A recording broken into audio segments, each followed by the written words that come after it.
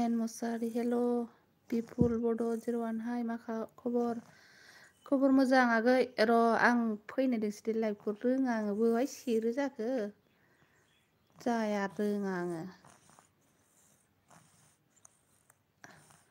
Like दान thank you नेहा आगै मैहुर नार्जारि हाय आब' सना हेल' आगै सेरनो रोङासैलायहां संसार दैमारि हेल' जारलिंनो हेल' हेल' हेल' मा ओंख्रि जानानै फैखो आगैमोनालाय सेरनो रोङासै आङो अबावबा सेरो नैबाव सेरगोन लाइक डान थेंक इउ 1K जाथारसिगोन बाजै एक्सट्रा आइडिफोर दंबा हरदोब्रा आंबो हरगोन दे एक्सट्रा आइडि दंबा हरदो अबाव सेरोथाय माबा नुनायाबो नैबावसो नामा आयु बाव नङा राजु आदा फैदों जोंहा माखौ सेरनोनो कमेन्टखौ मोजां नुवाखैनो स्क्रिना ओंखायनो सेरनो बोरै सेरोथाय आदा राजु फोरोंहरलाय बोरै सेरो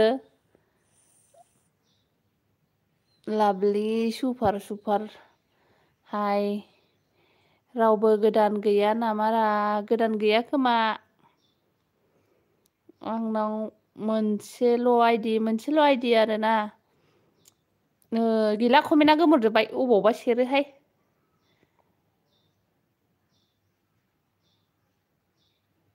बिखौ गावनि चेनेलाव थां आंनि चेनेलाव नैबाव सेरनांगौ ना ओमफ्राय नैबेयाव सेरबाय इउर चेनेल बिपुल खामनो लाइभआव सेरनांगौ आरो हाय आब' नेहा मा खबरनो नैबाव हाय आब' नेहा मा खबरनो जायाखै मोजां आगैनो मोनब्रै मोनबासो खोनाबाय जायाखै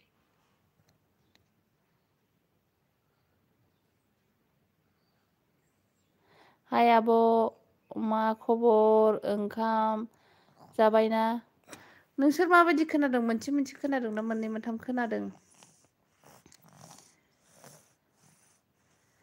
फुल खाम मोजां आगै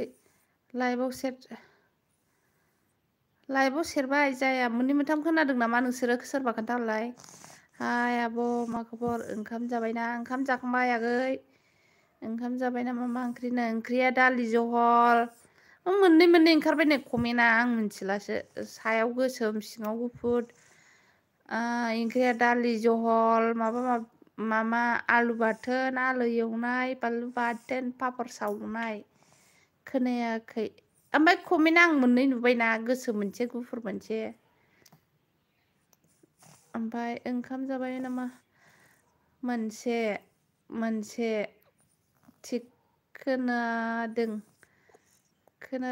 खोनायाखै थिग दं दे ओमफ्राय आं मोननै नुबाय कमेन्टखौ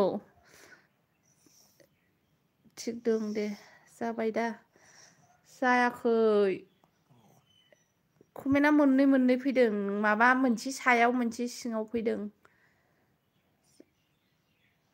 नै बेलाय बाजै नोंनि गामिया मा गामि आङो गसाइगाव गेवलांफुरि होनो जोंनियाहाय गसाइगाव गेवलांफुरि जोंना बेयाव सेरनांगौ खोमा दे लाइक हरद' मैहुर मा खालामदों आब' सना उन्दुनानै दं दाना कमेन्टआनो गैबावलासो नै जाबाय होमबा कमेन्टआ मोननै नुबाय आदा राजुआ मा होनदों जोंनिया बे कमेन्टआ नुजाबाथाय जेबो नङा दे बिदिनो फरायनांसिगोन रोङा नालाय माथो खालामबावनो दिसथाबलै दे दं आगै उन्दुना दंनो माबाया एन मुसाहारि नेहा गैया जोंहा आंना दिखियाजुलि सनितपुर दिखियाजुलिनिसो आरो नों थांफेराखैलै दिखियाजुलियाव।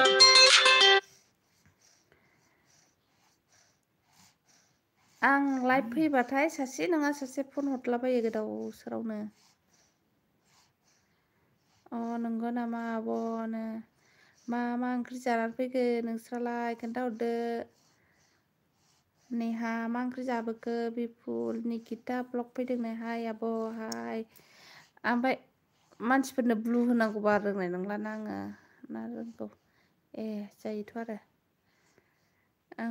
आगै होनदों बिदि निउ फ्रेन्ड काम एनिबडि राजु मा ओंख्रि जाखो आगै सोना ओंख्रिया दालि जहल आलु एवनाय आलु बाथोन ओमफ्राय मामोनलाय बानलु बाथोन पापर सावनाय।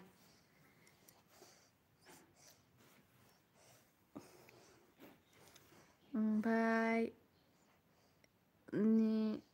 मैथा ना दाउदै भाजानोहाय मालाय गोथावनो नै गोथाव दे औ गोथाव।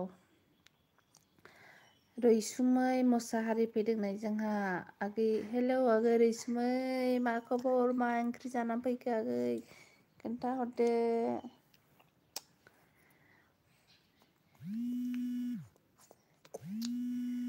बेसेबां जाखो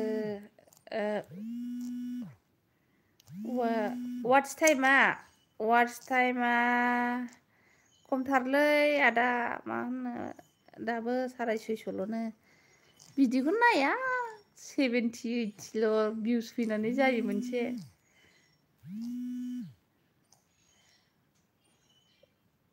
महिमा बि ब्लग्स फैदों हाय आगै हाय आगै आंसो आगै जागोन। संसार दैमारिखौ सापर्ट खालामबायनो दान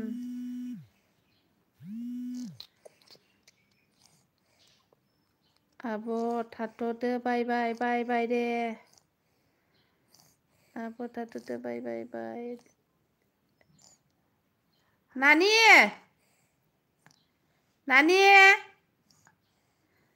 लक्ष्मि नोंनि मबाइला लाबोलाय बाबा फन हरदों नै। आयु दासो 600 बोलो हो आगै सना बोलो होनांसिगोन एसे मिनिलायबावो गथ'आ। मबाइला लाबोलाय नोंना बाबा फन हरदों। बोलो होनांसिगोन दिप्ति रेसिपि एन्ड ब्लगनो हाय वेलकाम मेरे एलबि में आने के लिए टेस्ट कमेन्टखौनो फरायनो सुखुवाखसै मेन माबा मोननै फैनानै हेल' एस कमेडि हेल' लाबोनै आंहा लाइभ फैदोंना मा लिरखो र' गोदान दंबा लोगो जादो दे नो गोदान दंबा लोगो जानोनो खबर गासैबो सापर्ट खालामलायदो गावजों गाव लाइक दान आब' कि खबर बाल' लाइक दान कि खबर लाइक दान थेंक इउ मा ओंख्रि जाया आगै ओंख्रिया दालि जहल आब'सो जागोन दालि जहल फन बुलाय बाबानाव माबा आबैनियालाय थां आब'आ हाबा जाबाय आरो औ हाबा जानाया आङो माबा 11 बोसोर जानोसै नै 11 बोसोर जानोसै आगष्ट फैबा आब' र' जोंहा सबाय अमा आथिं जोंसोमोन आब' आरो दाउ आयु मासे गोथाव मैहुरमोननि ओंख्रियालाय हिमा बि ब्लग्स निकिता ब्लग लोगो गैयाब्ला लोगो जादो आगैनो थांथ'नि र' ओंखाम जानिनो दे जादो दे एनो कमेन्टआ थाबोला जोबबायगोन मोननै नुयोना ओमफ्राय सिनाया निकिता लोगो जादो देनो आंखौ आब'सो जागोन आगै नोंखौ आयौ आंबो बुरिबाय खम नङा फिसा सानै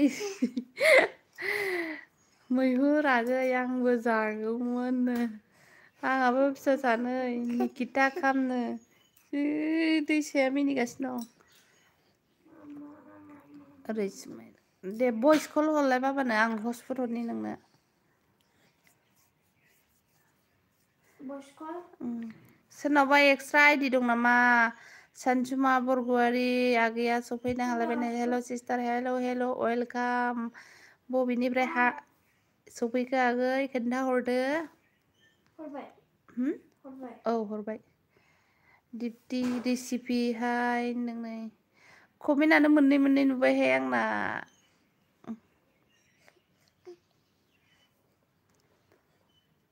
हाय लाइक करो कौन लाइक नहीं किया है लाइक करो please new friend come chat Deepti बुला रही है कोई फ्रेंड नहीं है तो दीप्ति के साथ फ्रेंड हो जाओ चिरांनिफ्राय आयो सानजुमा आगैया चिरांनिफ्राय फैदोंनो चिरांनिफ्राय बाबा आदैया चिरांनिफ्राय फैदोंनो नंगुमैयाबो गाबोन चिराङाव थांगोन जोंनियाहाय भिडिअ कल नङा भइस कलसो हर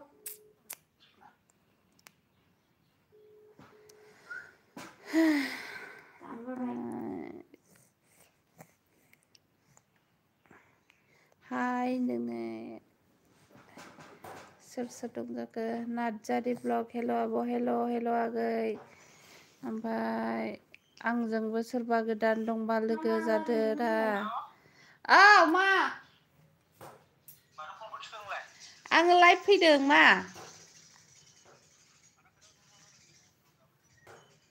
गोदाव सोरावलै नोंसोरो दे ओमफ्राय सन'ग्राफि खालामजानो मोनबाय रिपर्टआ मोनबाय बेसेबां हा मा दा रायलायगोन खोन्थाहरदो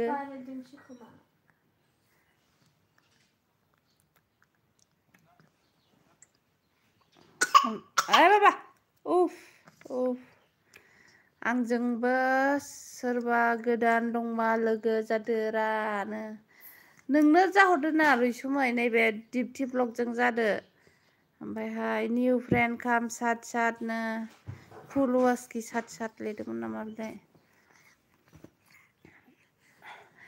दीप्ति रेसिपी आपके पास एक्स्ट्रा आईडी है क्या जोंहा बिदिनो जाखायो आब'नो दे गोथाव जा दीप्ति रेसिपी आपके पास एक्स्ट्रा आईडी है क्या आईडी है तो बताओ मुझे मेरे पास भी एक्स्ट्रा आईडी है मैं आपको दे दूंगी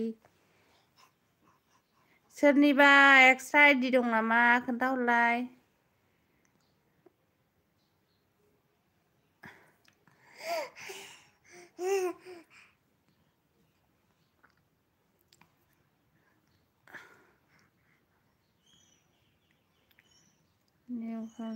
हाय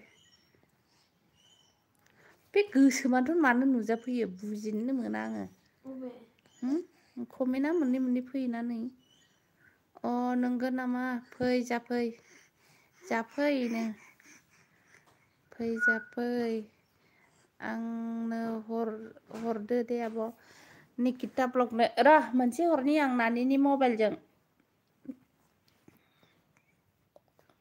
निकिता ब्लगनो मोनसे हरनि आं नै बेलाय मोनब्रै मोनबा जालांलायबाय निकिता ब्लग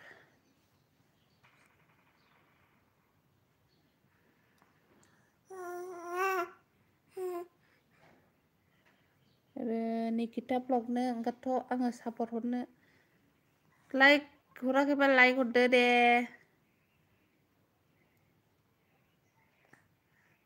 आंबो दा हरगोन बोरायनिजों दे आगै दे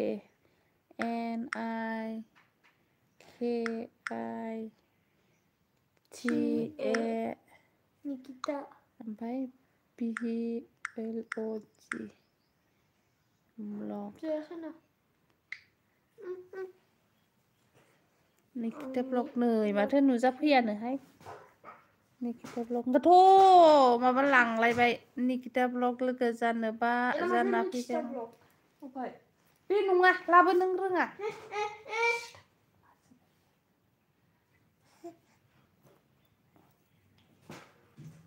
लाबोथ' बे नङा बेना उन्दै गथ' गोनांसो नै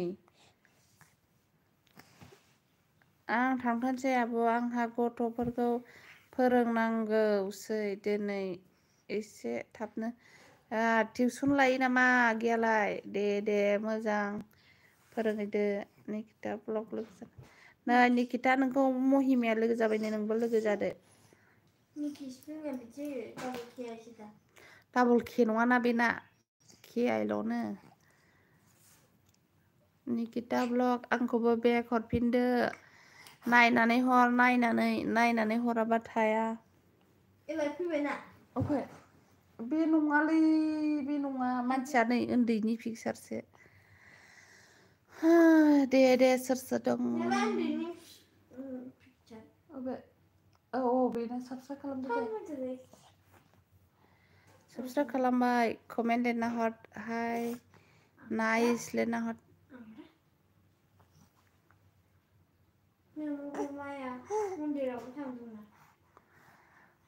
ओके महिमा मामि महामाया मन्दिरावबो थांदों हेपि बैसागु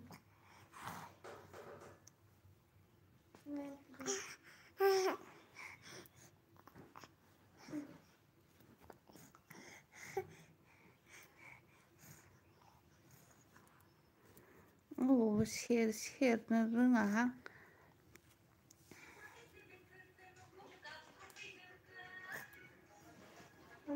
रंगोथ' नै थांजोब्बाय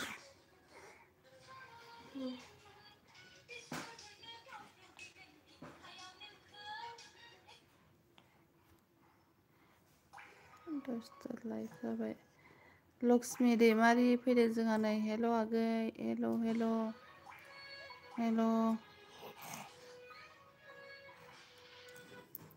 मा ओंख्रि जानानै फैखो लक्ष्मि आब' नै नानि नोंनि नामनि फैदों लक्ष्मि दैमारि मा ओंख्रि जाना फैखो आब' लक्ष्मि खिथाहरदो ओहो दैमारिसो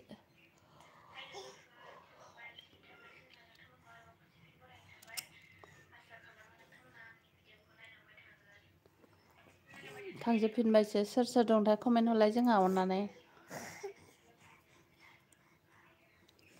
जोगोनार ना जोगोनार ना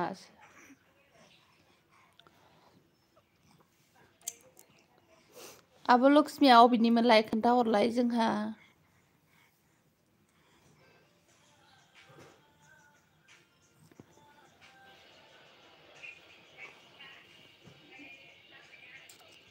दं आगैनो महिमाया आगैयाबो दङ जोंहा नोंस्रालाय मा ओंख्रिनो जोंहा ओंख्रिया मामासो दालि जहल आलु एवनाय आलु बाथोन बानलु बाथोन पापर एवनाय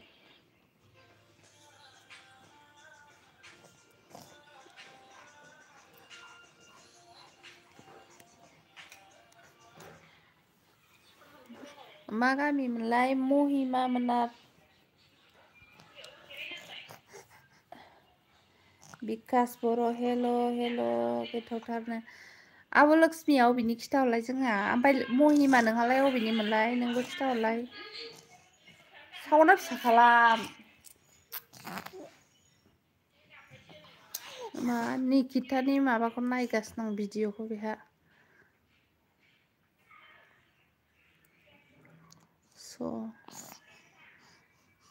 सोरबा अबाव मा जायो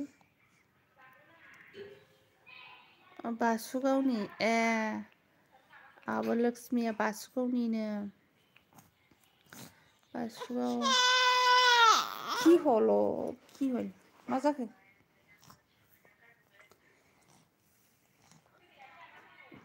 आं चिरांनि आगै बिजनिनि नामा गाबोन बोराया बिजनियाव थांबावगोनसो जोंहा बिजनि मावा बोरैबा मा गामि होनोमोनथाय मा गाबखो गाबनो हामाथ' आबा चिरां मा गामि आं रोनिखाथानिसो चिरां रोनिखाथा गसाइगावनिसो नामा निकिताया मालागुरिनिसोथ' निकिताया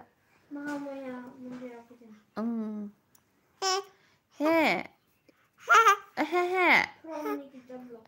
Boom boom boom. मा आगैनो रोनिकाटायाव अन्थाइनि दै लायदोंमोना दाख्लि माबामोनहा बोरायमोनहा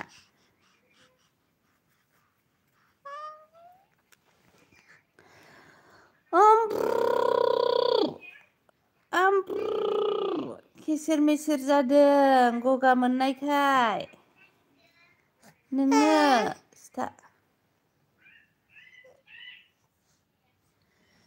गगा मोननायखाय केसेर मेसेर जायो गथ'फ्रा लेवन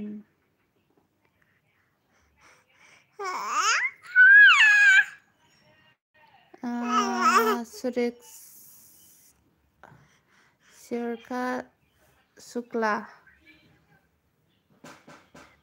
like thank you शुक्ला बस्ती आने के लिए सभी लोग कैसे हैं ठीक है आपके पास एक्स्ट्रा आईडी है क्या एक्स्ट्रा आईडी तो बताओ मेरे पास भी एक्स्ट्रा आईडी है आप भी कर देना मैं भी कर लूंगी बाद में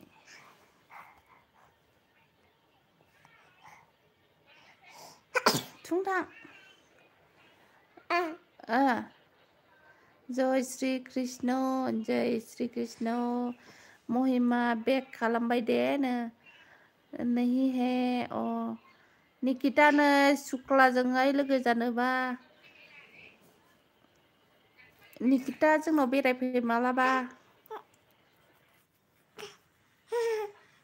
माबा आंनि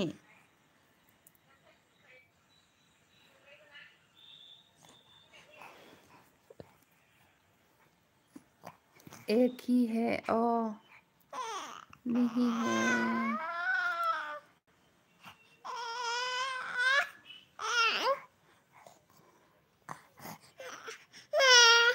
क्या हुआ दूधे क्या सब्जी खाना खा के आया है शुक्ला जी थांबायगोन निकिता जी प्लीज कम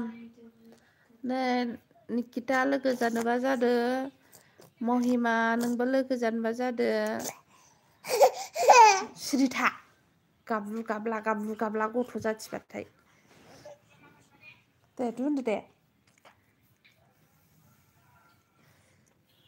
एक दूसरे से फैन हो जाओ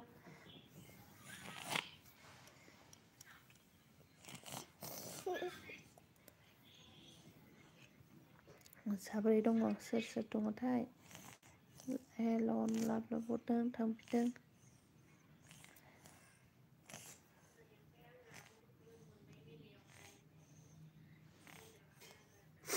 लक्ष्मी जी प्लीज कम मालाबा थांगोन दे आबसनानो फै दे फेसबुक दंना गैया नोंना आंना फेसबुक दङ बे नामावनो मन्जुलि ब्रह्मआव फ्रेन्ड हर फ्रेन्ड रिकुवेस्ट खालामहरबानो जाबाय मालाबा लोगो हमलायनानै इउटुब माबा भिडिअ बानायनांगौ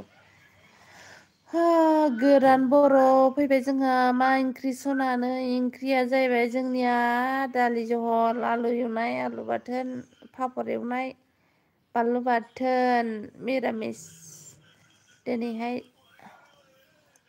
नोंस्रालाय माथो ओंख्रि गोरान बर' आरो नोंलाय अबेनिफ्रायसो सफैलायखो लाइक होबाय दे जावैसो लाइक होबायनोहाय आंना जावैसोआ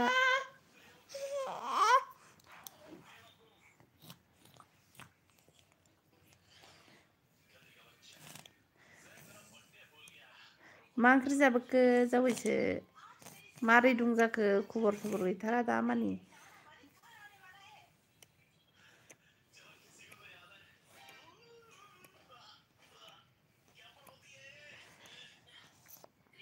खबर सबर बोरै एखुनसो खबर सबर बिदिनोसै मा होनबावनो मैथा नाजों नै जोंहा एम बर' ब्लग आगैयाबो फैनो हालायबाय आंबो दं दे हनै निकिताया दङ जोंना दाबो। निकिताया गसाइगाव बाजाराव फैथारा नामा बाल निकिता।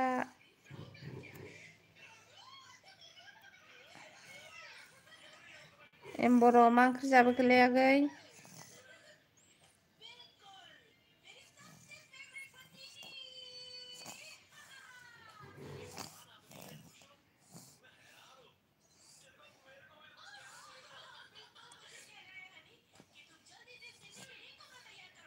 जाथावनोसै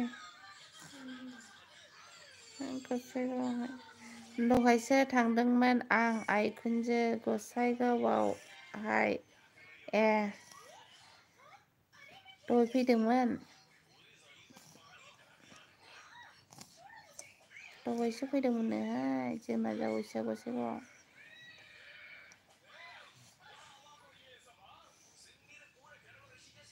ओमफ्राय आंनि भिडिअ नाया बे महिमाया। महिमा नों माथो हनै माबानि भिडिअखौ नायानो। महिमा आगै एम्बर'निखौ जय श्रीराम जय श्री कृष्ण होनो जय श्री कृष्णनो। एम्बर' सापर्ट नांगौबा सुक्ला बास्तिजोंहाय सापर्ट खालामहरदो। ब्लु नांगौबा बुंहर आं हरगोन। शुक्ला अगर एम्बर' के साथ फ्रेंड नहीं तो फ्रेंड हो जाओ। नीलेक्सी प्लिज काम। जावैसो हनै नोंखौ लिंहरदों सापर्ट खालामनो। निलेक्स निकिता आं नोंनिखौ खालामबाय नोंबो खालामदो। निकिता आगै रैसुमै मुसाहारिया नोंखौ माबा खालामबायनो सापर्ट खालामबायनो नोंबो खालामदो।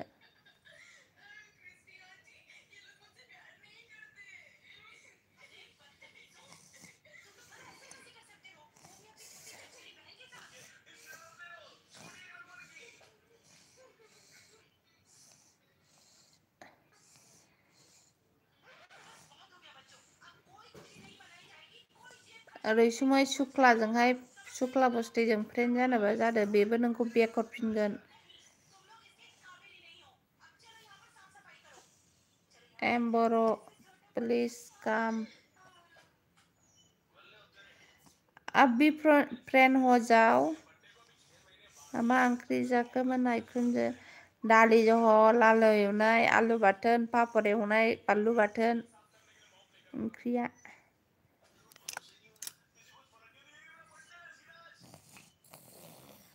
दाख्लि जावैसोमोननि गामिजों ओरै थांदोंमोन जोङो। नों माबा सराइबिलाव थांदोंमोन। माबाजोंहाय बै गरफैला दालांजों। आपको हम सर्च नहीं कर पाते आपको मैं ब्लू देता हूँ देती हूँ अभी आप करो आप अभी कर सकते हैं करो किसके साथ फ्रेंड होना है हो जाओ। ओमफ्राय नै जोंहा सुस बसुमतारी आगै फैदों हाय आब' हाय। गोथाव गोथाव मिरामिससो। मा लांफैयामोन सराइबिलाव बे आखाइ बायनाया बेयाव थांदों। सुसि काम सुस आगै नोंखौ फ्रेन्ड जानो नामा बिहरदों हनै। मा खबर आब'? खबरा मोजां गाज्रिनि गेजेराव दङ के बड' ब्लग आगै।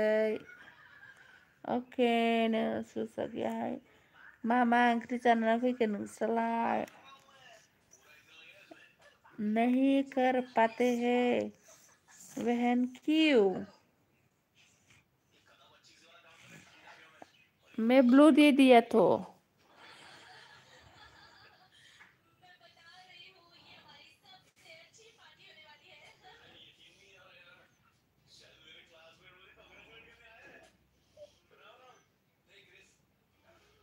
काम बेक टू बेक के बड' सुक्ला बस्तिजों फ्रेन्ड जादों हनै बे लेंहरगासिनो दं आं नोंनो माबा हरनानै होनि ब्लु हरनानै होनि नांगौबा चुक्ला बस्ती आप पहले नो रोङाखैनोहाय बियो केके बड' हरबाय आं नोंखौसो नायगौमोन आइखुनजो आं मटिटिखौ नायनो आंखौ मालाबा गसाइगाव बाजाराव फैबा फन हर आंनाव नाम्बारा माबायावहाय फेसबुकाव नाम्बार दं आरो फेसबुक नाम्बार दंलायनो फेसबुकाव थांनानै आं फेसबुकनिफ्राय हरगोन नाम्बारखौहाय के जी प्लिज काम नाम्बार गैया ला दे होनदोलाय बाल ला दे होनदोलाय लादे नाम्बार गैया बोरोथो बुआलायनो बुहरबायमोनथ' आङो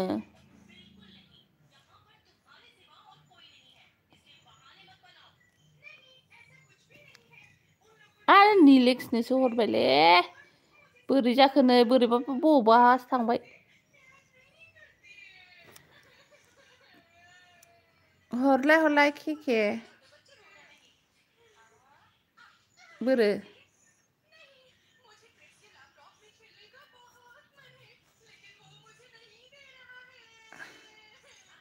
जादों आब' फेसबुकाव ना मनजुलि ब्रह्म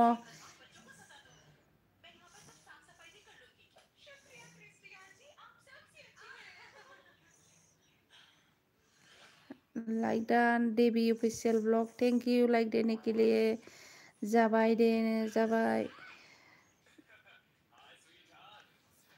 नाम्बाराहाय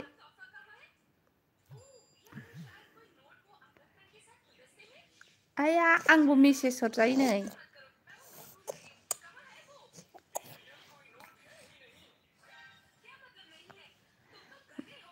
नाम्बारा हरबायमोन आं नै के जि खाम दिले खालामफिनजायो ना फिनजाया जाखो आयु बबा सेरबायहाय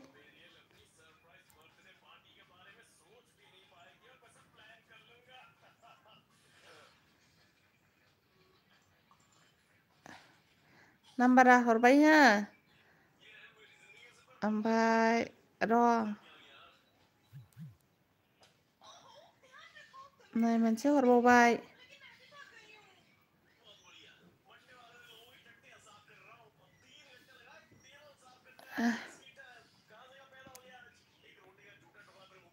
जाबाय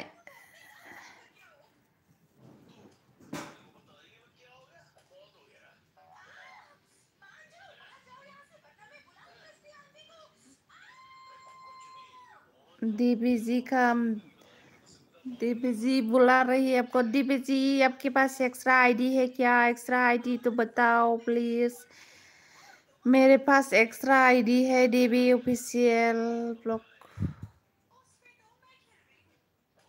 दीपीया सिनायनो मोना दीपीखौहाय मोनबाल' जादों जिर' होबाव मोनसेबाव जिर' होदो स्क्रिनशट खालामना ला आं हरनि आं दे हर दे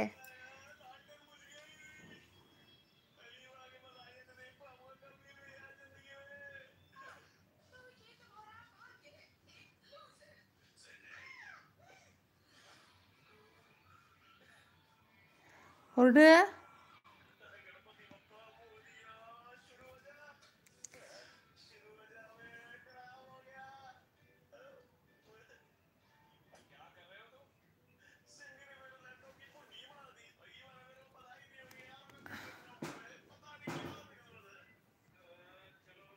स्क्रिनशट खालामबाय आं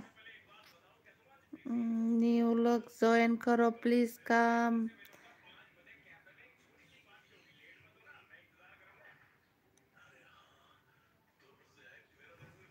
डीपी गैना एक्सट्रा आईडी गैयानो आंनिखौ ब्लू बोखार र' थार सेरबाबो जाया मबाइलफ्रानो जाबायगोन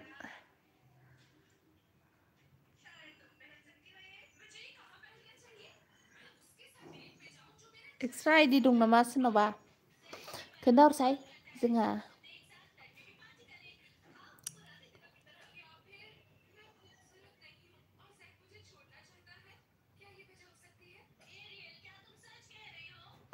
आंना एक्सट्रा आइडि गैया।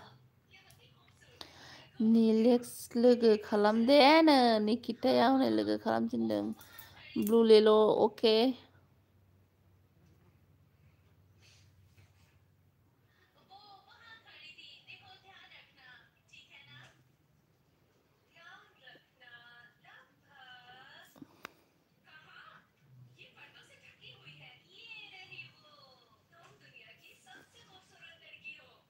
बोखारबाय।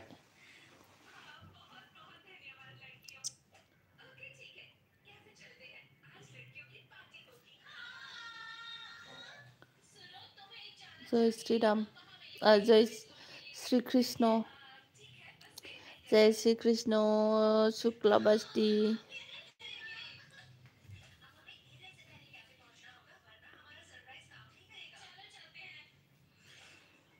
ओके जागोन, गासिबो जाजोबगोन, गासिबो जाजोबगोन। जय शिव शंभु। नोंसै नोंना माबानि मा नाम होनोमोनलाय बे फाग्लाया दतमाना। शुक्ला दीदी कर दिया आपको, शुक्ला के बोधो ने आपको सपोर्ट किया है बोले।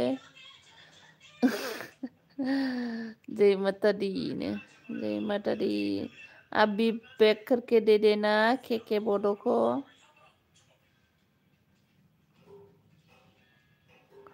ब्लू लानानै थांबा मा जायोलै ब्लू होबा जावैसो मनिटाइज जायाना मा जाखो?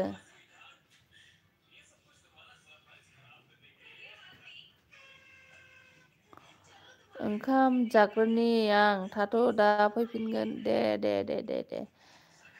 ओंखाम जादो दे।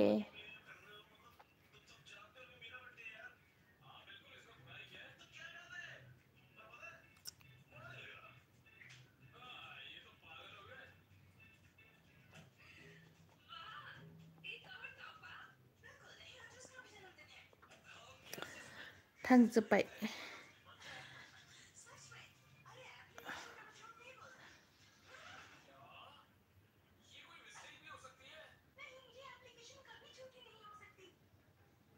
मा के बड'जों बिदि जाखो? बोरै जाखो? बुजिनो मोनासां। ए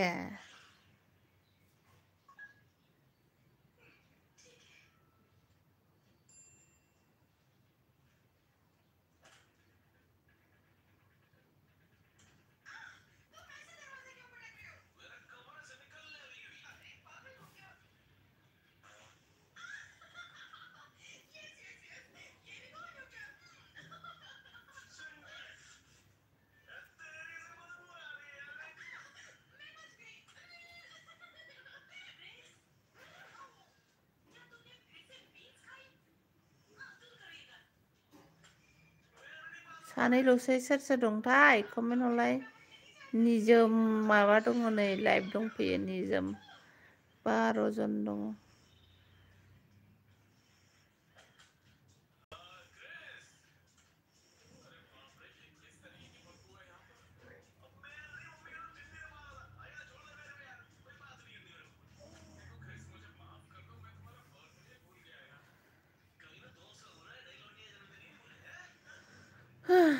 सानैल'सै सोर सोर दंथाय कमेन्ट हरदो दे।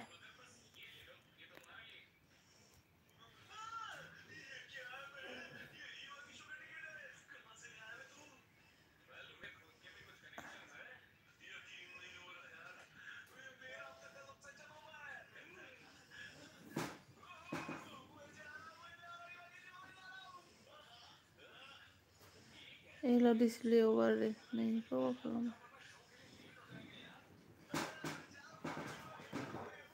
के बड' अन, के बड' दं।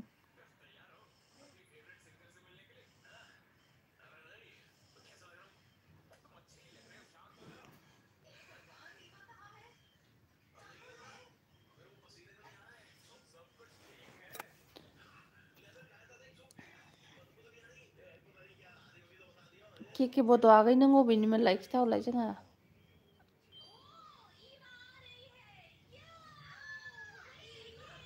के भाई रिटार कर दूंगी, कल रिटर्न करे आप बता दे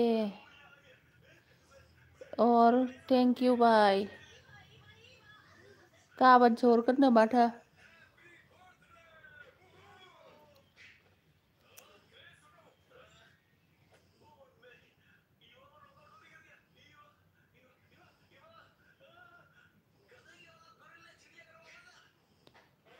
बिश्वनाथ बिश्वनाथ जिल्लानि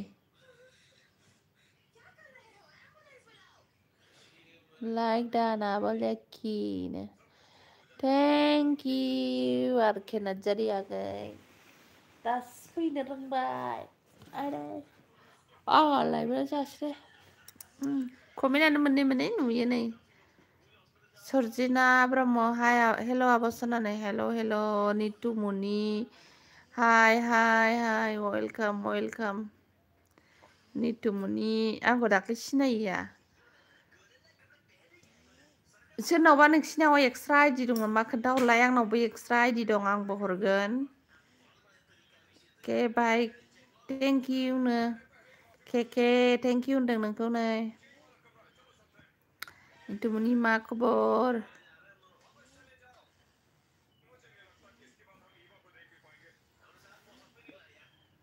दिनैसो नामा फार्स्ट टाइम माया फार्स्ट टाइम आब' मा ओंख्रि जाखो आब' ओंख्रिया जाहैबाय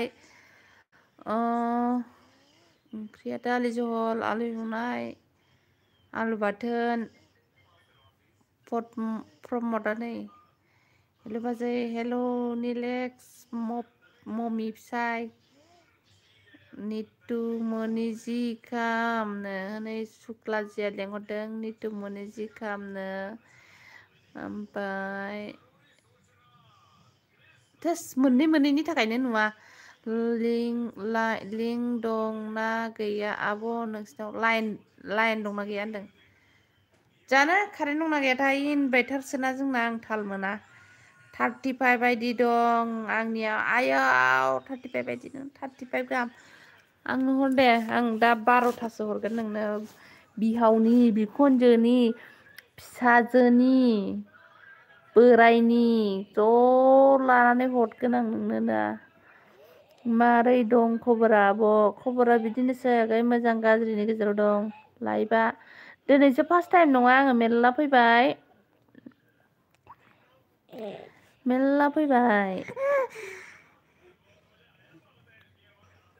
जय श्री कृष्ण जय Radhe Radhe Radhe please come new friend Nitu Muni हरो दा आंनो हरोना हरा खयथा हरनो नोंलाय आंना मबाइल बेटारि गैयालै आब' आं दोनथ'नोसै बाय बाय दे रुसुमै आगै दे बाय बाय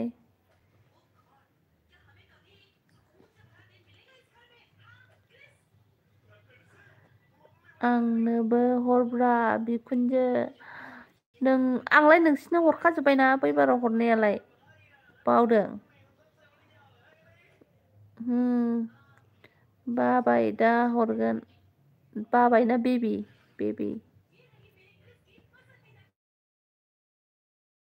दा हरगोन खयथा हरनो होनदां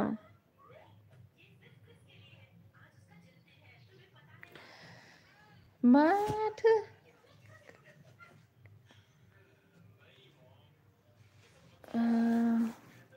अके थांसिगोन आंनाबो मबाइला मा जाजोबखो नोंसिनालाय कारेन्ट गैथां बालथांलाय कारेन्ट गैया नामा अफ थांसिगोननो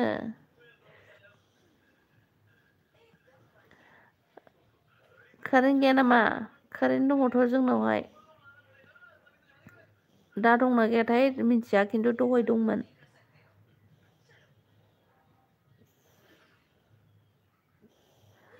दसेल' फैना थांफिनबाय मैया बारहुंखा बारदोंमोन नामा जोंनाव हराव बारदोंमोन हो नेटवार्क प्रब्लेम नामा प्रब्लेमथ' नङामोन ना नंनायालाय नानिया हटस्पट लागासिनो दं दोनसां मामि आबौनिखौ लायथां आब'निखौ लाय थां होनानै फै थाबनो। आब' सना सापर्ट खालामनो थिनदो आब' सना। सरजिना ब्रह्मखौ सोर सापर्ट गैया सापर्ट जादो।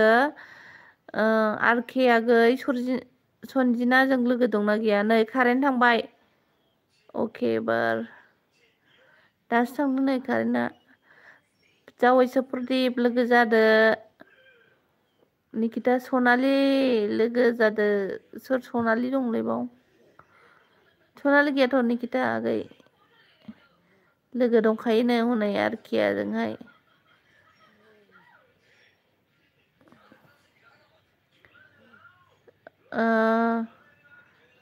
सुक्लाया अफाय थांखोथाय?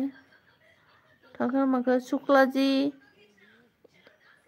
शुक्ला बस्ती जी आपको सनजिना ब्रह्म ने फ्रेंड होने के लिए बुलाया है। नोंनो जादो सनजिदा नै नोंनो ब्लु हरनोसै आं। सोरजों लोगो गैया लोगो जाबानो जाबाय।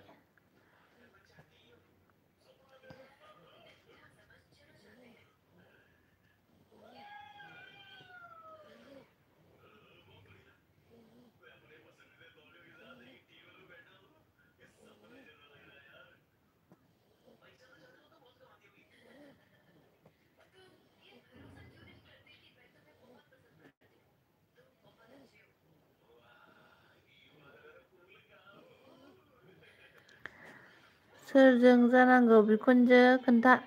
सनजिनाजों। सनजिना लोगो खालामदो। सनजिना नोंनो ब्लु हरखाबाय आं लोगो जादो। निकितानोबो ब्लु हरनोसै आं सनजिनाजों लोगो जादो। हरबाय आङो। आब'आ बबेनि मोनलायनो? आं गसाइगावनि आगै। नोंहालाय? प्रदिप फंबाय मा खालामदों नो? गसाइगावनि सनजिना। नोंहालाय अबेनिमोन?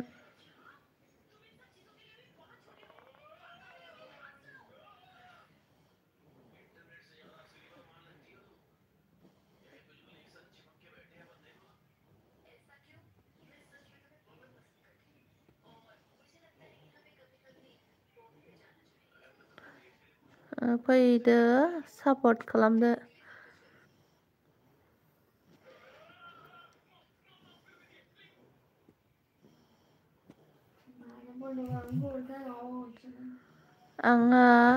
आंना थानबा स्रिथा बाबु उन्दुनायाव। आब'निखौ लायथां आंना नेट थाबथादों। सोबो जागोन ब्लेकमेल दा खालाम आंखौ। संगिना फैदोनो। आं थान्दा बाजार नामा? सिथालाय सोबानानै।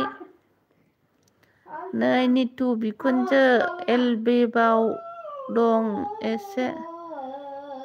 मा ओंख्रि?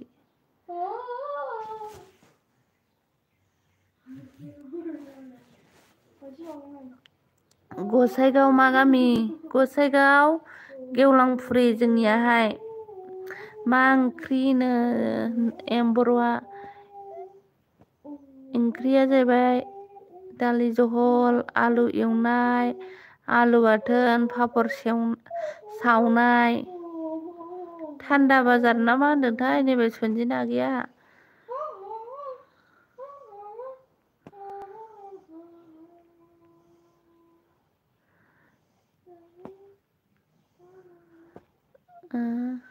थान्दा बाजार। सनजिनायाबो होमबालाय गसाइगावनिसो थान्दा बाजारबा। आंना थान्दा बाजारनि। रावबो नायसनथारासैलैनो। आब' कुसुगावनि। होमबालाय माबामोननि गामिनिसो नामा? थान्दा बाजार। माबामोननि खाथि। मा नामलाय आगै नोंना? आरके नार्जारि।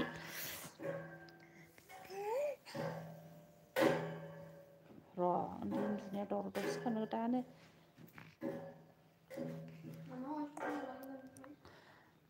आब' गसाइगावनिसोनोहाय निकिता बेबो।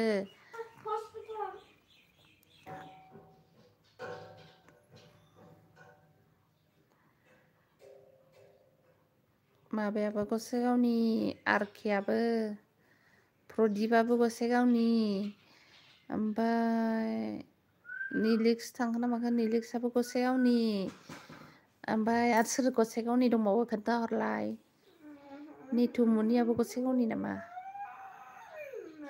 गसाइगाव गेवलांफुरिलै जोंनियाहाय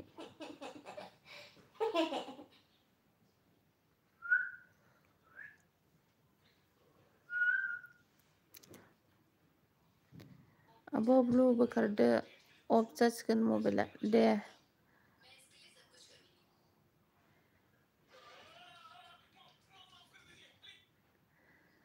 आंना गरम गामिनिसोनो सोर सोर दं लाबाय सिरि सिरिनो थोगोनबा आंनाव दावराव दावसि दाबिबाय दाथाखा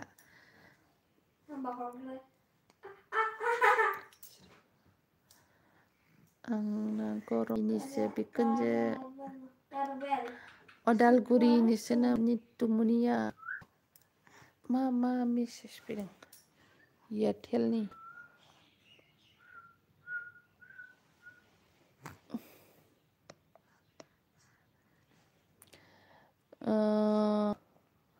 बड' रिल्स आइ लाभ फ्रम सोदोमुवारि सोदोमुवारि नामा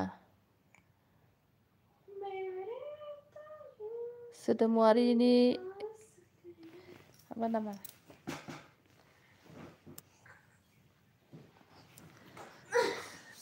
आंनो सापर्ट दंना गैया बेजोंलाय सापर्ट दंखायो हासबेन्ड सोदोमुवारिनि हासबेन्ड अ मोजां दे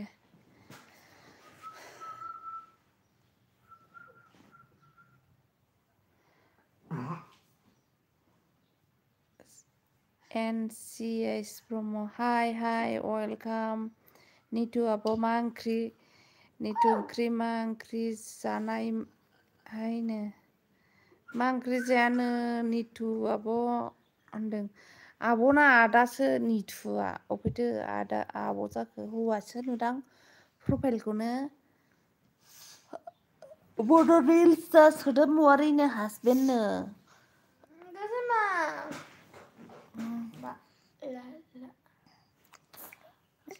जोगोनार दाउ बेदर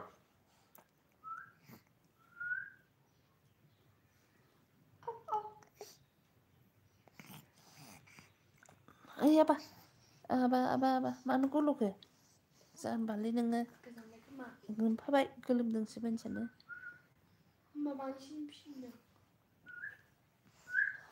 सोर लाइक होआखै लाइक होदो अननानै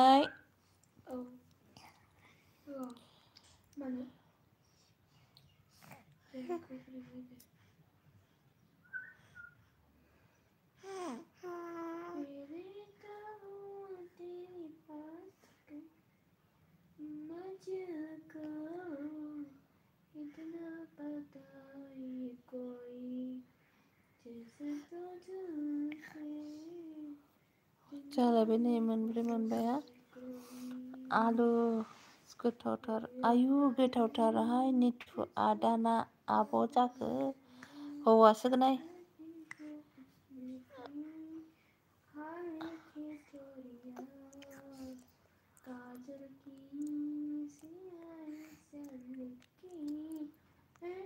गायक जाखो ना मा जाखो नोंलाय गान खनबाय थायो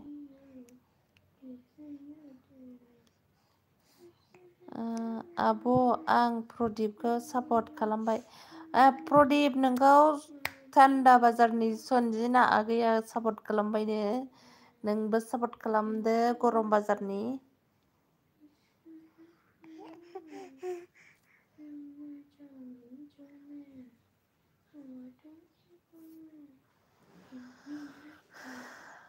जावैसो सापर्ट खालामबायनोहाय जावैसोआ माबा जावैसो नोंखौहाय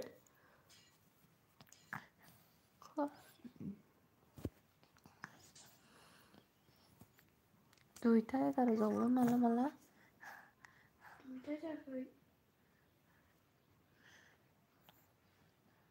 सापर्ट खालामलायदो दे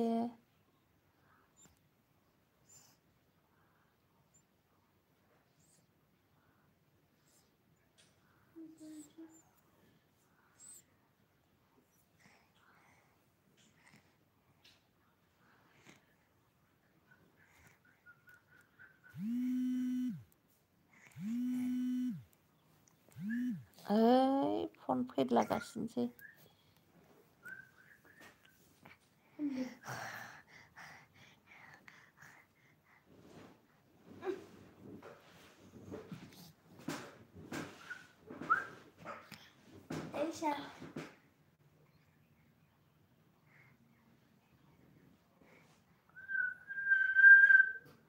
थार माबा भिडिअ कल हरबावबाय आयं बेसेबां थांखो सजिना बेक हरफिनगोन आं खालामबाय दे ना सजिना बेक हरफिनगोन एक्सट्रा आइडि दंबा फैदो एक्सट्रा आइडि दंबा फैदोनो आंथ' नोंजों सापर्ट जाखाजोब्बाय ना नोंना एक्सट्रा आइडिया खयथा दङमोन एन माबा ब्रह्म एन ब्रह्म रं नाम्बार फैबाय नामा रं नाम्बार नङा राइट नाम्बारसो आयु हे अबाव दांफ्लाखो आखाइफ्राबो राइट नाम्बारसो मन्जुलि आंनिखौ नायलाय चेनेलखौ नोंनिखौ र' सोरनियाव थांखो आंलाय निथुमनि 293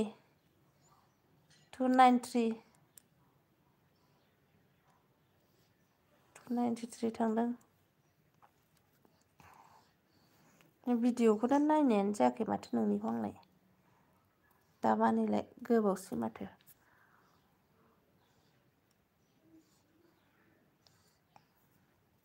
नोंजों खालामखानायसो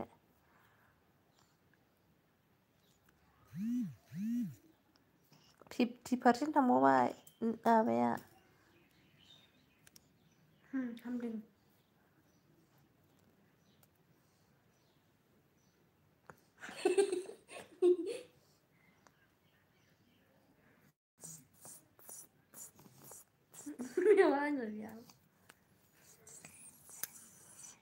नोंना खयथा आइडि एन खोन्थालाय सापर्ट आइडि दंबा फैदो आं नै एन मुसाहारिनाव दङनो सापर्ट आइडि लोगो खालामलायबानो जाबाय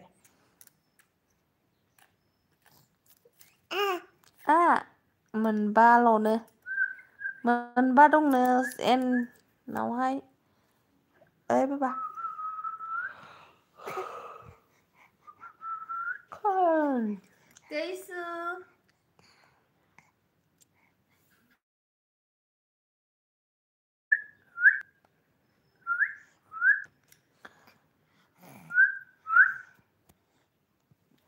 गथ' सोरबा उनाव लाफिनो हरनानै आंनाथ' लाफिननाय नियम गैयालै बिदि हरबाय नालाय हरबाय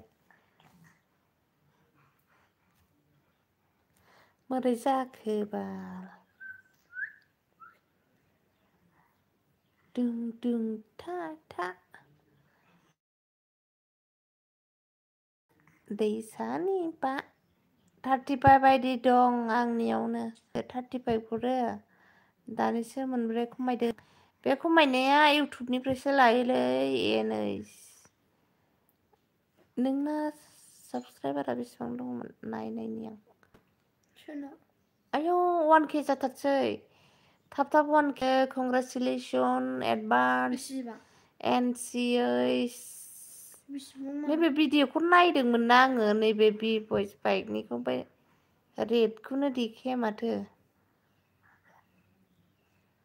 वाच टाइमा बेसेबां थांखो ओमफ्राय खिथाहरलाय नोंनिया बेसेबां साबसक्राइबारा बेसेबां साबसक्राइबार नैबे माबा CH मा नाम बेना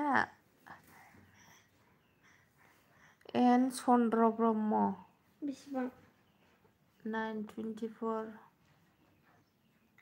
बांसिन आंनालाय 700ल'सो दाबो नोंनिफ्राय बांसिन नैलै हामबोनासो जाद्राय बामदो आगैखौ No. बेखौ आं मिथिखायो माब्ला खमायो मिथिखायोनो दिं दिं ता ता दिं दिं ता ता ता थुं ता थुं दा 4K होमबालाय वाट्स टाइमा कमप्लिट जाबाय नोंना साबसक्राइबारल' नांसिगौ ना मनिटाइज जानोसै मालाय फैसा हाबनोसैनो मालाय जोंहासो दाबो जायाखै जेबो खुलिया जाबाय जोङो खुलिया 650ल'नो आंनाथ' एबाउटआव नाय नामखौ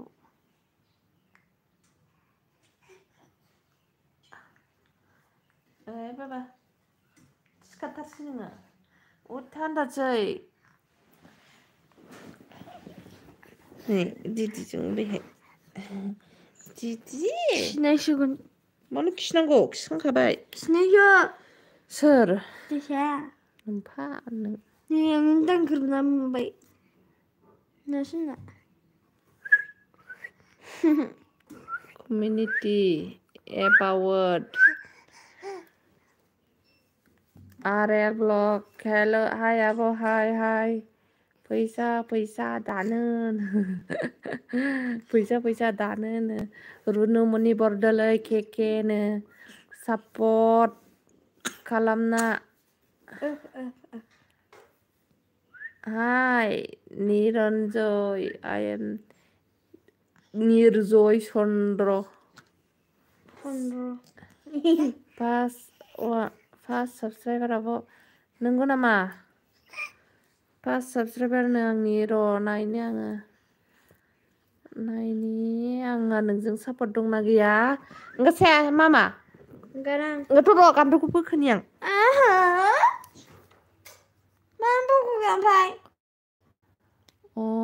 अनिमा लगतु अनिमा लरागतु निबो बेया नाफाबादै आखाया आंगा साबायलै आंना promotion खर'आवनोथ' Này, cái lên đi gần chưa? Hạt gần chưa? आं नोंजों लोगो दंखायोथ' नै आरएल रिस्टार लाहारि लोगो दंखायो नोंजों नोंसो आंजों लोगो गैयामोन खोमा लोगो खालामदो अनिमा लरक बियो फरायनो रोङाबाला लरक तुपुनि नियबो लगा हलो बिया नाफाबो दे आं बुजियासै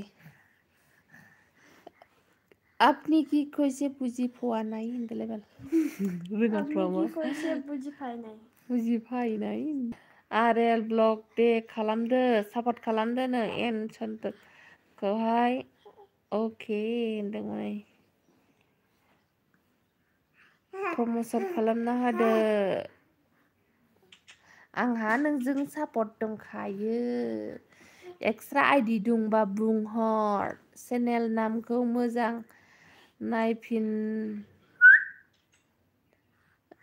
नायफ्लाङाखै आंनिखौ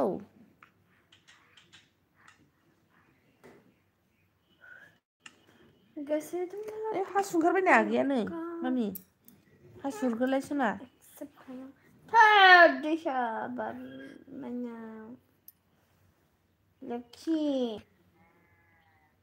हासुनो ओंखारथारबाय नै नोंनावसो हासुहरगोन हासुरा आंना दे गोख्रै हासुरो खेर'ट जानो राजा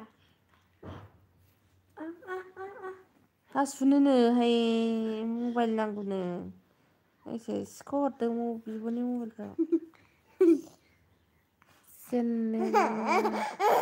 हासुनो दे बेयावनो अबबागासिनो खोथा फंसेबो मानिया बे अहंखार नै दाना अबावबासो थांबाय दानालाय होंगासायाबा अबाव थांबाय दाना अबाव थांखो भिडिअ नायना खालाम दे ओइ अबाव जयेन थ'आनो फैयाखैना दाबो गाबोन संफोर थाङो ना मायो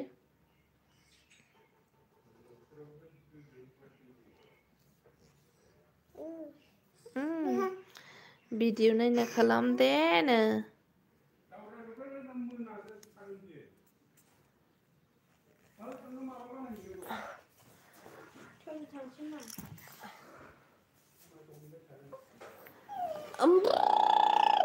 Gelatina आरो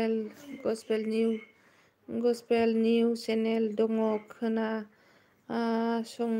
संहैनो हागोन दुखुथिया बान आब' वाट्स टाइमा कमप्लिट जायालै आब' कमप्लिट जाया भिडिअ नायना खालामदे नै मा होनो चेनेल दङ खोना संहैनो हागोन दुखुथिया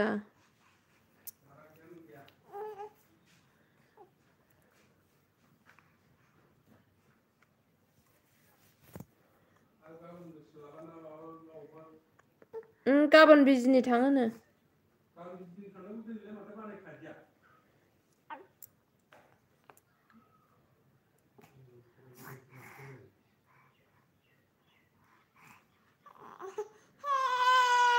मा जाखो वाट्सएपआ कमप्लिट जाया साथामल'सै सनजिनाया थांबाय नामा हा बिखुनजो रिटार्न खालामफिनबायमोन जानो दुखुथिया बान दे दा खालामगोन आं स्क्रिनशट खालामना दोननि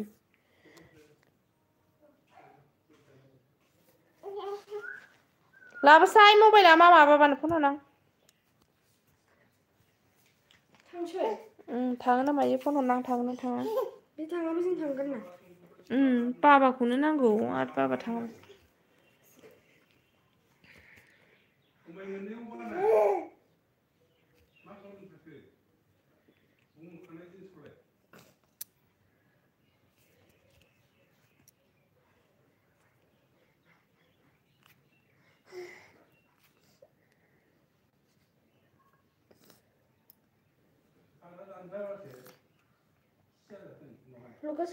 लाइक दान थेंक इउ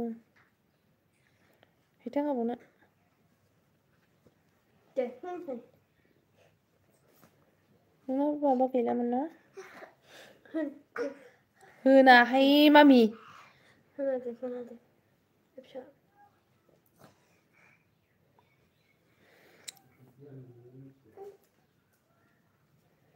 आब'आ माहानि गसाइगावनि आगै नोंहालाय अबेनि खिथाहरदो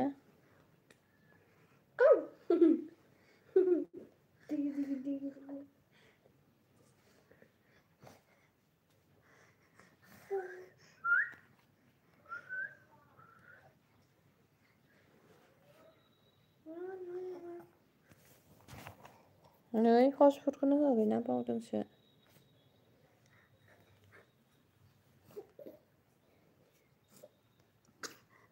हैथां जुबावनो उफ बाबा गगा मोनथार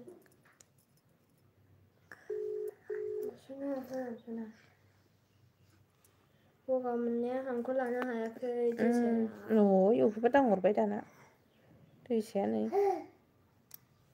दैसाया मानो गगा मोननायफोरा जानो हांखौ लानो हालाना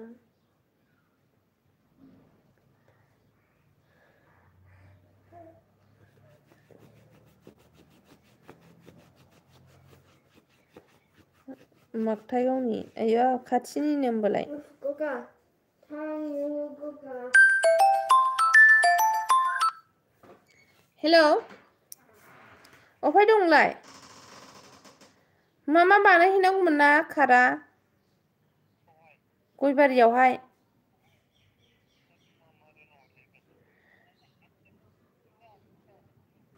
मा रोनाव ओंखारसै थाङोबा दे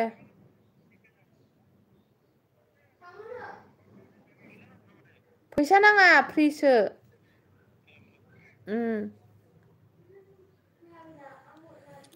दे मालाबा लोगो मोनबा रायलाय आब' दे आंनि मन्जुलि ब्रह्म माबायावहाय फेसबुकआवहाय फ्रेन्ड रिकुवेस्ट हर ओमफ्राय सोर फन हरबावलायखो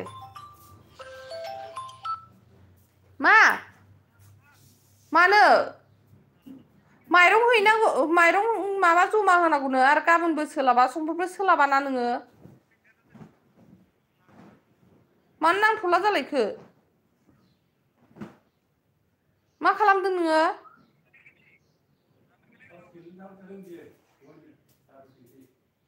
खोनायाखै मा खालामदों ओमफ्राय थांला होमबालाय दिनै आं खोन्थाहरखाबायमोन ना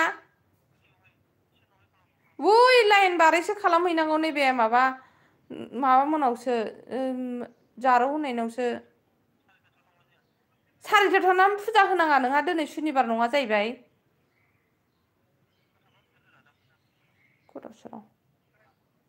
सारिथायाव थांनांगौ उन्दै उनला लानानै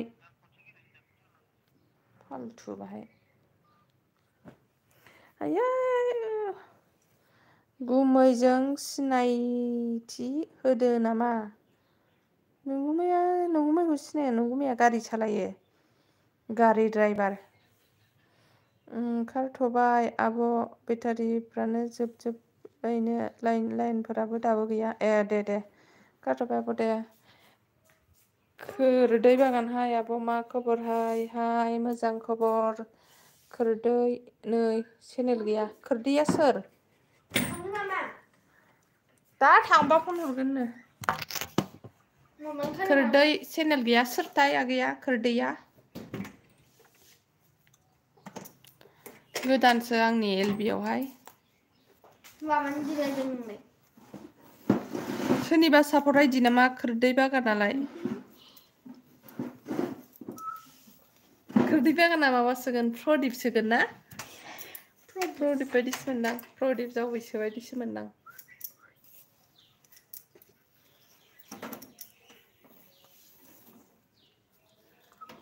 दुगैनानै फुजा हैसै थ' फुजा होनानै थांसै दानो होयो होआबाबो फोसाबखानोसै आरो मा आं दुगैया माथो गोजांनायाव मैयाबो दुगैखादों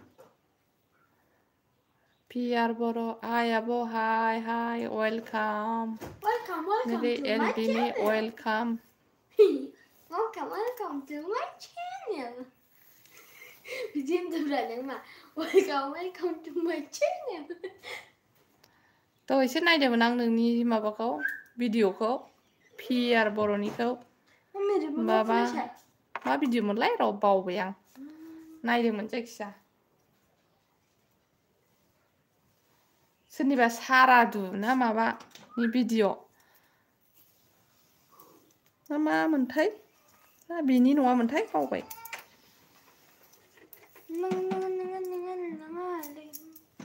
आं लिपस्टिक लाबोबावबाय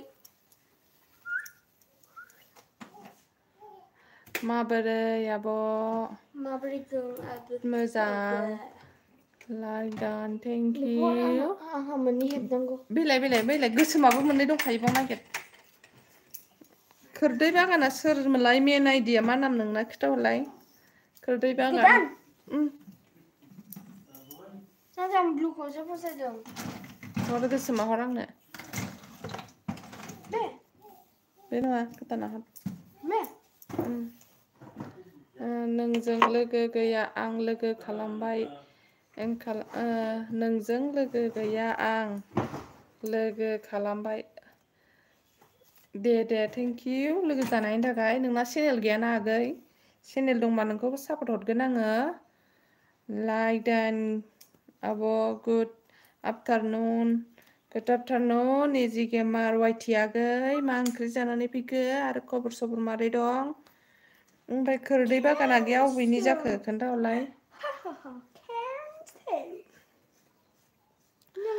आरेल ब्लग आंनो लोगो जादो आरेल ब्लगआ थांखो ना माखो थांबाय बेटारि गैला होनदोंमोन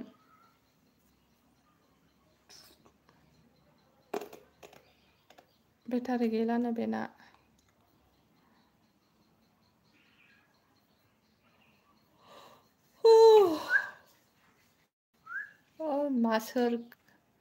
मासोर खोरदै बिथायानो आरो उन्दुखांबाय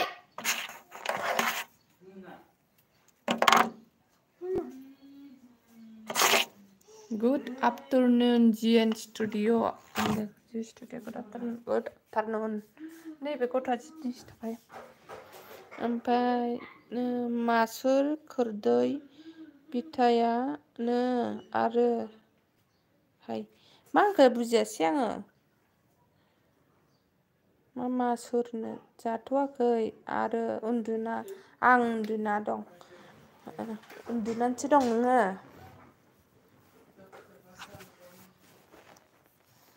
ओमफ्राय ट्रेलेन्ट सास ब्लग गुड इभिनिं ब्लग 98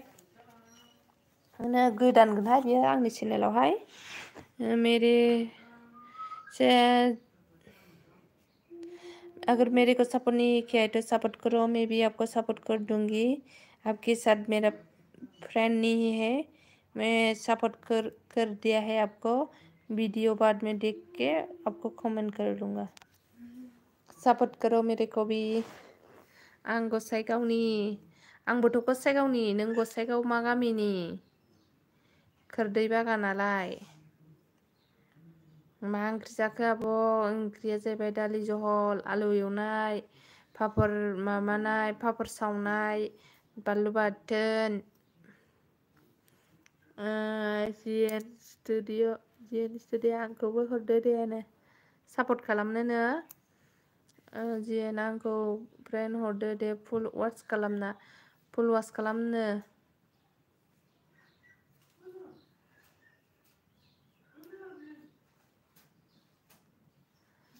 आं जिएन स्टुडिअमोन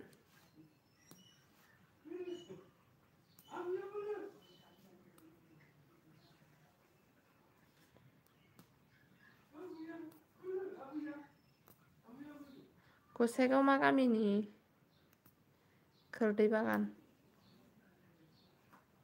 सोरनिबा सापर्ट आइडिसो बायदि मोनदां बेखौहाय सोरनिबा सापर्ट आइडिसो होनदां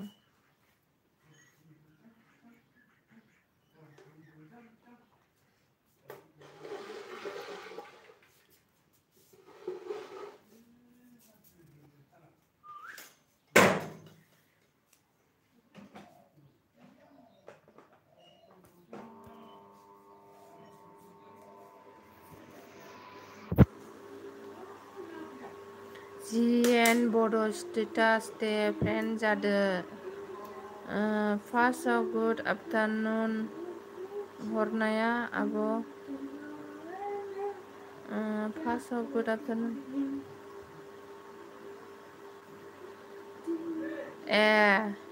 जिएन नोंजों सापर्ट दंखायो होनदां आगै आंना सापर्ट दंखायो 336 हैथां सना हामा थाइजौ गामिनि आब' थाइजौ गामि गैया गसाइगावआव अबाव थाइजौ गामि दं थगायदोंसो बे सोरनिबा एक्सट्रा आइडिसो बे माबा सापर्ट आइडिसो बे आंखौ थगायदों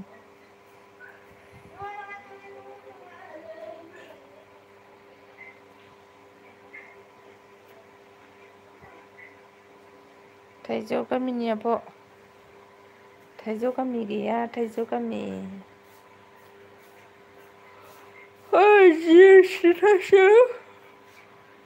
जिएन स्टुडिअजों माबा आरोना बे मोनसेयानो 285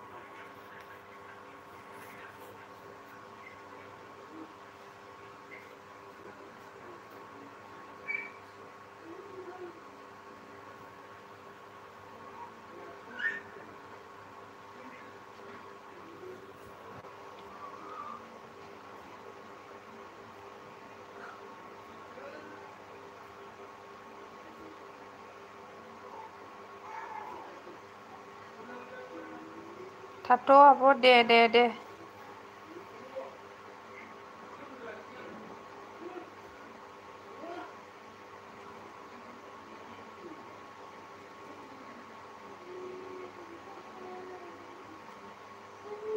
बाय दे आब' दे बाय बाय।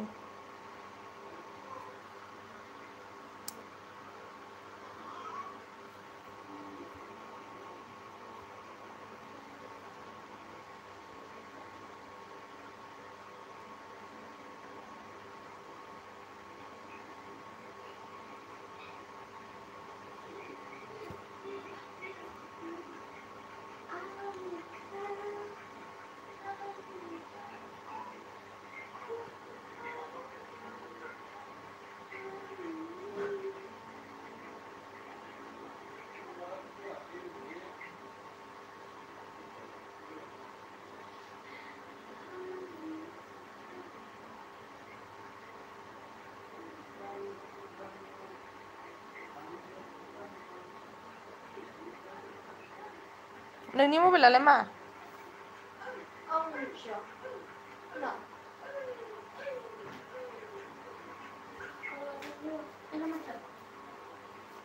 Hacer.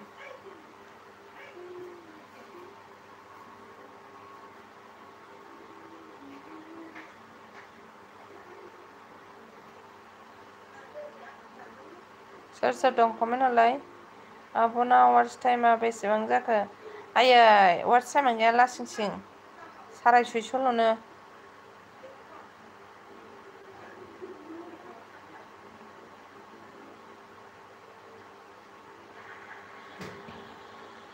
वाट्स टाइमानो गैयालै।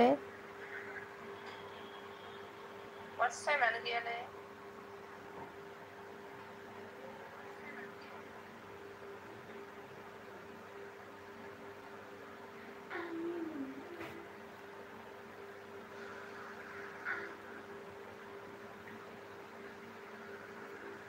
नोंनालाय?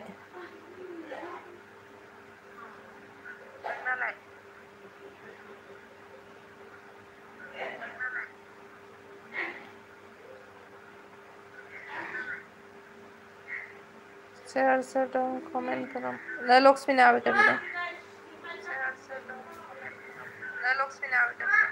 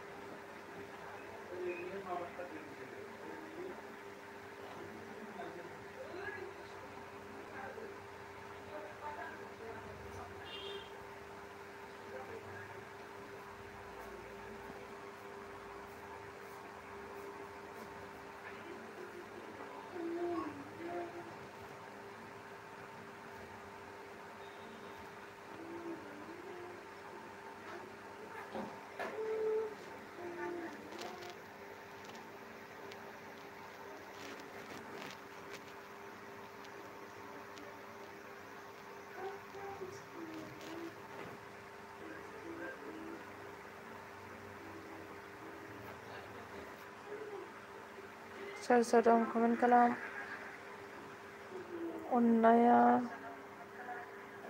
अननाया रैसुमै।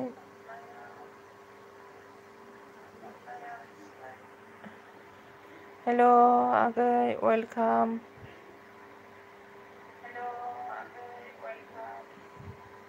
माबा चेनेल गैया नामा? मा चेनेल दं?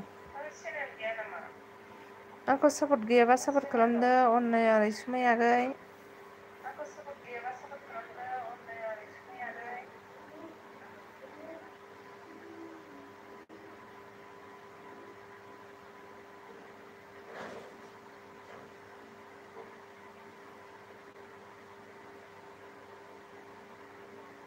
अननाया रैसुमै।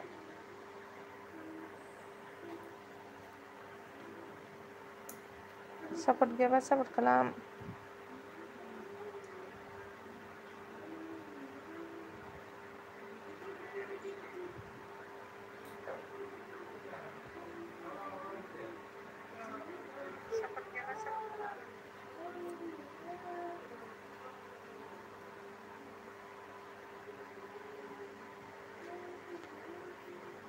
मा ओंख्रि जानानै फैखो अननाया रैसुमै आगै आंखौ सापर्ट खालामहरदो दे आंबो नोंखौ सापर्ट खालामगोन चेनेल खुलिनो गोसोबा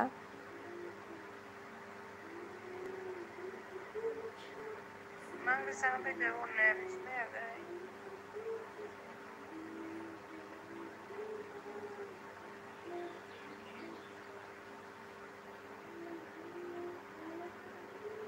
सोरखौ आब'नो नोंखौ होनदों आं आगै आंखौ सापर्ट खालामाखैबा साबसक्राइब खालामाखैबा आंनि चेनेलखौ साबसक्राइब खालामदो आंनि चेनेलाव गोदानबा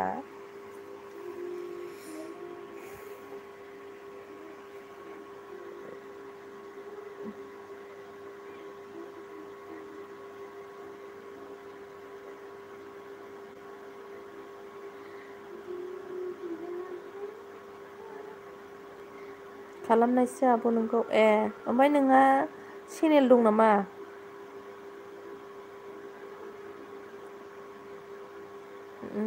सल' आरेम बर'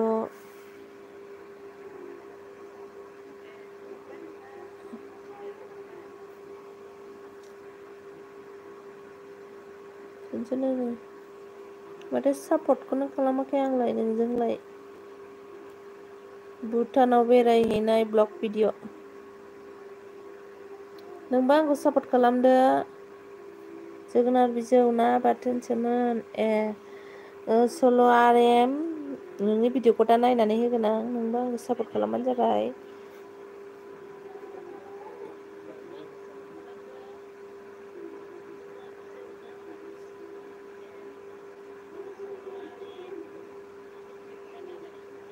साल'सो सल' होनदों आब'नो साल' आरेम सापर्ट गैयाबा सापर्ट खालाम आंखौहाय आंबो नोंखौ सापर्ट खालामबाय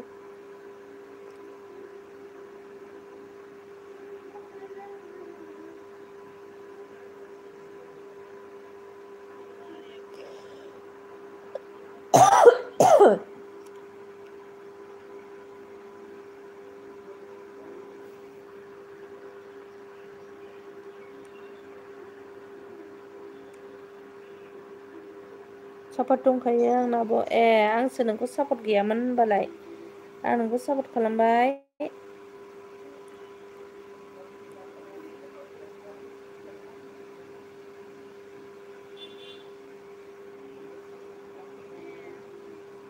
थेंक इउ आब'नो वेलकाम आंखौबो खालामलाया थांसैहां नोंना चेनेलानो गैयाना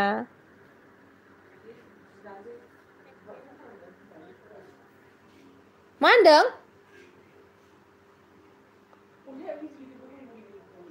आं मिथियाना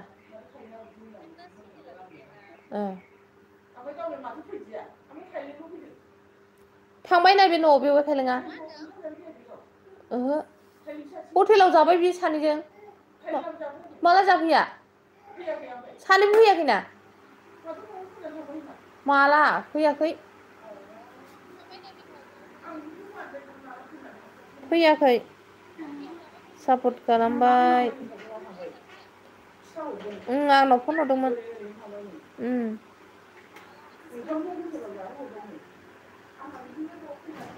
आंखौबा सापर्ट खालामलाया सापर्ट खालामबाय आगै नोंना चेनेल गैयैखाय सापर्ट खालामाखैमोन आं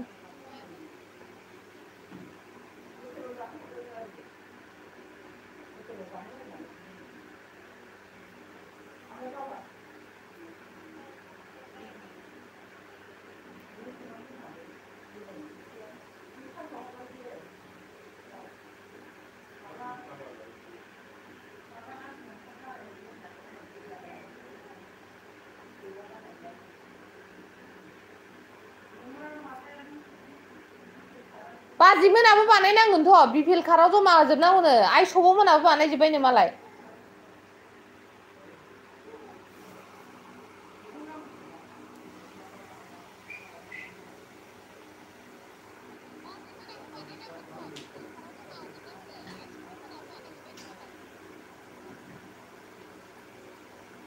मासिबां फांखा जादों नों मामा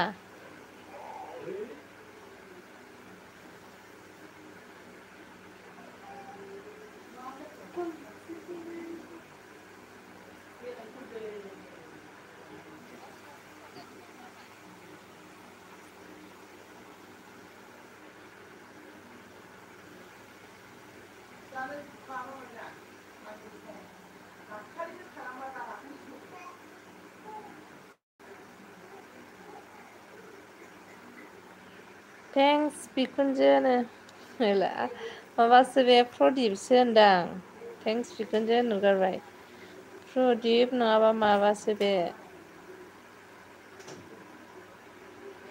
आं सोरनि एक्सट्रा आइडि सानखाथारदों सोरनिबासो एक्सट्रा आइडि सानखादां प्रदिप नङाबा निलेक्सखा बियो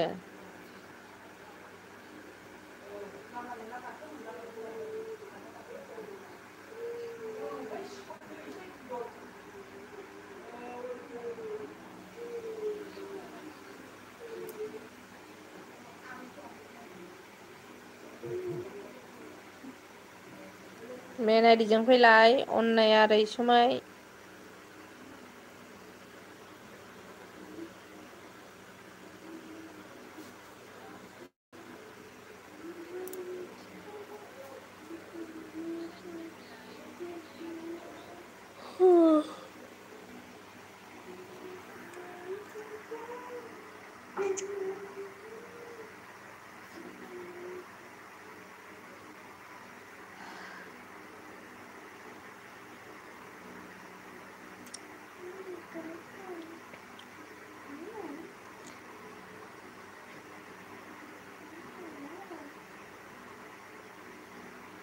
मेन आइडी से आ जाओ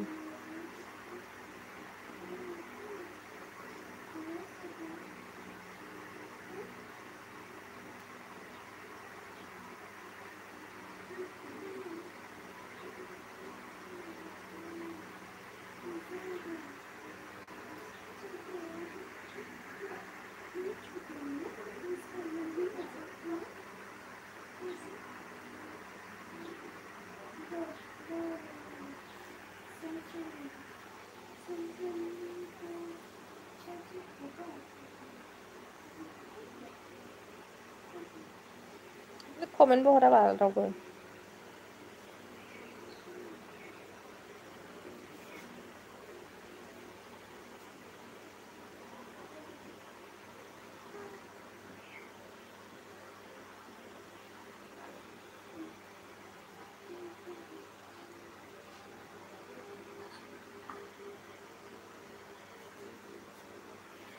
कमेन्ट हरद आइडि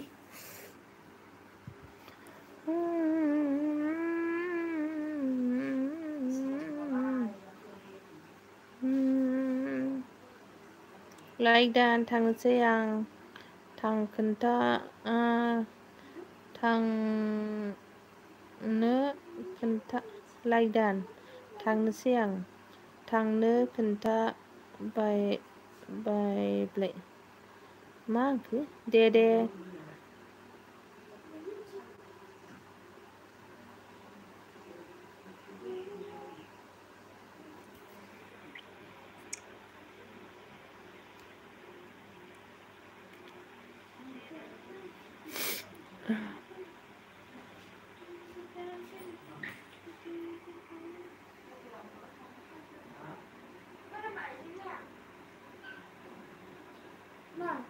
मा गैयाना नागेट बिसिनायाव दं खोमा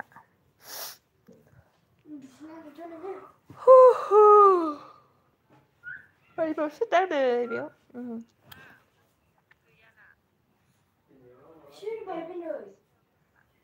गोलाव दामा मा ससेल' बानाय